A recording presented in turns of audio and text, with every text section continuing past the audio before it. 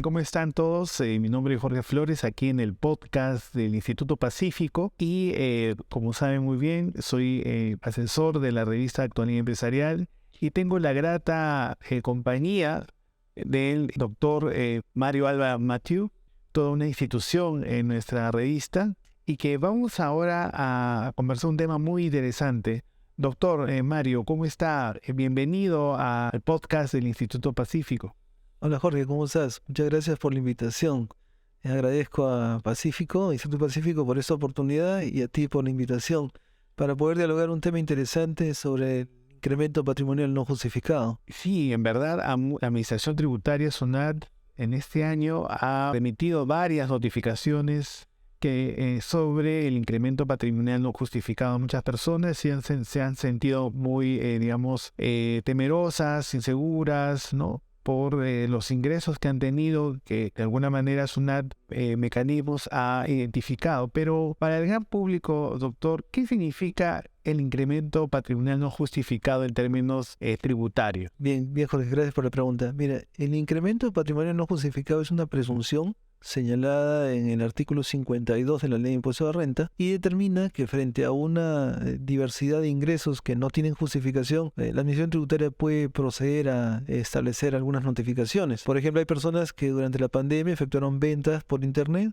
utilizando su cuenta, Yape, el Plin, por ejemplo, y nunca declararon el impuesto que correspondía, sea en la venta o sea en la transferencia o el servicio brindado. Hay personas que utilizan sus cuentas por un tema de apoyo a las empresas, caso típico, por ejemplo, hay empresas que le piden a un trabajador que sea a través de su cuenta que se materialice todos los pagos a terceros. Y el trabajador accede por un tema de confianza en la empresa. ¿Cuál es la dificultad? Que es una cruz de información y ve que su cuenta hay movimientos elevados de dinero y no hay ninguna relación directa con su declaración jurada anual de impuesto de renta, en caso que la presente. Ese es un dato, por ejemplo, que normalmente se da. ¿Cómo se percata el fisco? A través de varios medios, ¿no? El ITF es un elemento muy rápido de identificación para ellos. Acá no interesa mucho la recaudación porque la tasa es 0,05 por 1000. Es mínimo, cada 1000 soles recibe ITF, pero sí determina el movimiento y eso es lo que le interesa al fisco, ¿no? Esa revisión.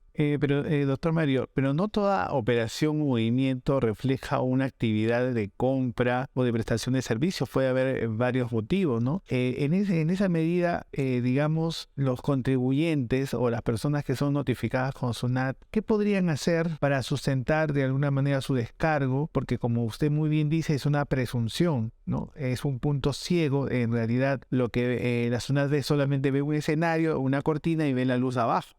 Pero no ve la operación, ¿no? Es correcto. Entonces, en esa medida, para aquellas operaciones, por ejemplo, le pongo un ejemplo, ¿no? Una persona que se tiene sus ahorros acá, se siente inseguro por N razones políticas y se va a una cuenta del extranjero. Eso le da un rendimiento y luego, evidentemente, tendría que tributar por los intereses, pero también trae el capital acá. En esas circunstancias, SUNAT va a verificar que hay un movimiento por 1000, ¿no? ¿Qué puede hacer el contribuyente ante esas situaciones que en realidad no ha hecho ninguna operación, simplemente depositó su plata en el extranjero y ahora la está trayendo? Claro, por la coyuntura política que se dio en 2021, muchos contribuyentes lo que hicieron fue retirar su dinero que tenían en el territorio peruano y lo llevaron al extranjero por un tema de seguridad. Esa salida está registrada como un débito directamente en las cuentas peruanas y se va a otro territorio para tema de seguridad o generar ganancias. Los intereses, como bien indicaste hace un momento, es renta de fuente extranjera y eso de todas maneras tributa en el Perú. Recuerda que una persona domiciliada tributa por lo que gana acá y lo que gana en el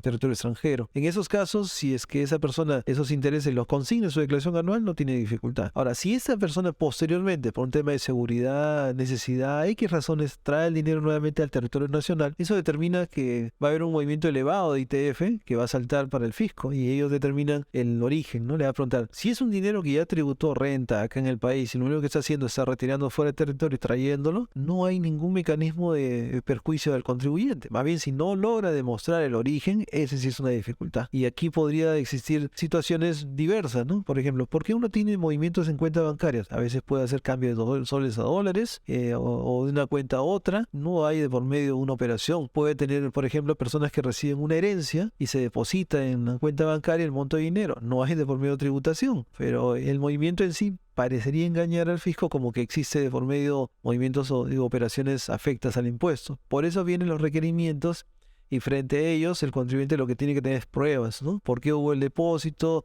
¿De dónde se originó el dinero? ¿Hubo transacción económica? ¿Hay de por medio una transferencia, por ejemplo, de vehículos? Imaginemos que tengo un vehículo y lo vendo. Obviamente mi cuenta va a tener un ingreso, pero yo no soy una persona habitual en la venta de vehículos. No determinaría afectación de impuesto a la renta. Ahora, distinto es el caso de una persona que se adquiere un vehículo, lo repara y lo vende. Y con otra oportunidad también, en un año hace 3 o 4 o 10 vehículos de ventas en la práctica. Ahí cambiaría la figura porque ya se trata de una operación habitual y generaría rentas empresariales. Bien, doctor. Y otra consulta también que es muy habitual entre nuestras personas que siempre nos consultan, ¿no? Que se sienten con incertidumbre. En el caso de las herencias, ¿no? Cuando siempre tenemos, digamos, la idea de que si tú quieres acreditar en el futuro, algo tienes que crear el registro. Y el mejor registro no sería, en todo caso, ante un notario. Cuando hay una transferencia, por ejemplo, de un papá que quiere hacer un acto de liberalidad a su hijo, porque su hijo necesita un capital para N razones, ¿no? Estudios, proyectos, emprendimientos, ¿no? En esos casos, y para justificar, digamos, ese movimiento de monto de dinero, es bueno hacerlo mediante una declaración jurante de un notario. Más que una declaración jurante y notario, recomendaría, si es una donación de dinero, un contrato donde se señale la donación. Es el padre diga, por ejemplo, yo, padre, persona identificada con DNI tal, domicilio tal y mi calidad, facultades X, dono la cantidad de, imaginemos 10.000 soles a mi hijo tal. Cláusula 2, el monto de dinero es esta cantidad. Se entregará mediante cheque, se entregará mediante depósito en cuenta, se entregará mediante transferencia bancaria, indicando expresamente. El hijo acepta la donación y firman ambos. Lo lógico es que la legalización de las firmas sea ante notarios para darle fecha cierta al documento, y esto sería una prueba suficiente para que el fisco se percate que hay una donación. Ahora, ¿cuál es otro problema? Por ejemplo, hay personas que están en el exterior y envían transferencias de dinero, ¿no? Remesas en la práctica.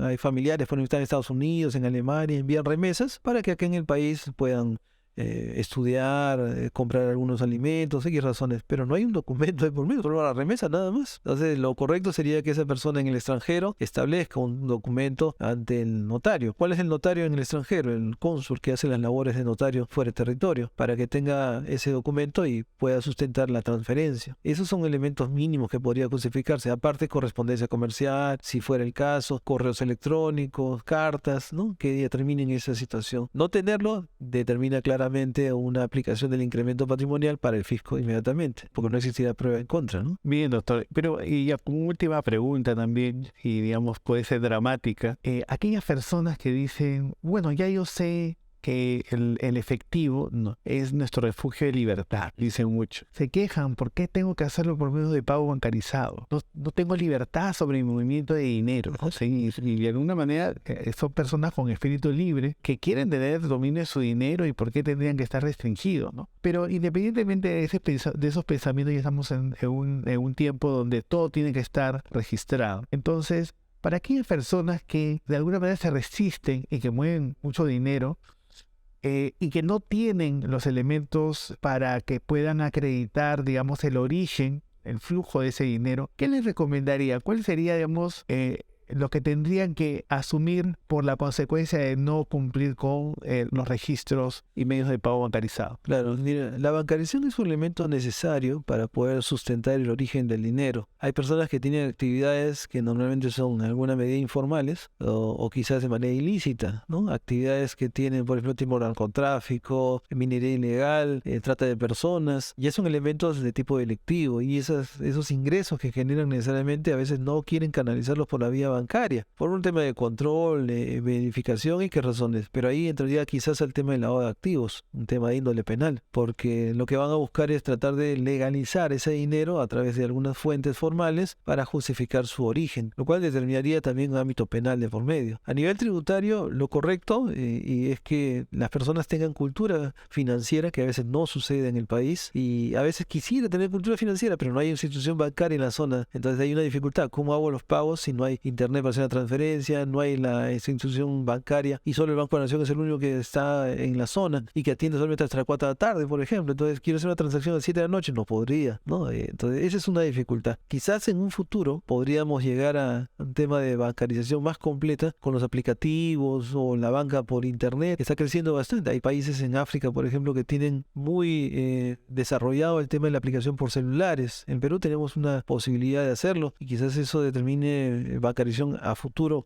de una mejor manera. Eso le determinaría, para mi punto de vista, mayor transparencia y sobre todo seguridad. El tema de que guardar el dinero bajo el colchón no ayuda mucho. Hemos sido testigos hace pocos días, o bueno, un mes más o menos, de un congresista que encontraron dinero, ¿no? Y no se sabe el origen del mismo, ¿no? Entonces, pese a que justifique sus orígenes de otra manera, entonces no es tan correcto que digamos. Eso determinaría, para mi punto de vista, más bien falta de transparencia o opacidad. Mecanismos que claramente se identifican o la posibilidad de incremento patrimonial o quizás más adelante ya índole penal como la de activos. Lo que queda claro acá entonces, doctor Mario, es que el relato ante la carencia de documentos en realidad tiene a su consecuencia en que la administración tributaria va a aplicar la ley. Sí, y en ese caso, no existiendo prueba en contra, que es lo que se busca desbaratar con la presunción, no hay posibilidad de identificar un elemento en contra de la presunción, esta se aplica. Y por lo tanto, debe proceder a declarar, regularizar Así y es. pagar el impuesto que corresponde, ¿no? Claro, le corresponde pago del impuesto de renta en el ejercicio que sea determinado ese incremento, se aplica la escala del impuesto de la renta, que de acuerdo a los tramos correspondientes, además de la multa si en caso existe una rectificatoria. Hay que aclarar que el incremento patrimonial no se aplica para empresas, solo es para personas naturales exclusivamente. Muchísimas gracias, doctor Mario, por su intervención. Le agradecemos y esperamos que a todos les haya sido útil y les haya gustado el tema que hemos tratado, muy importante.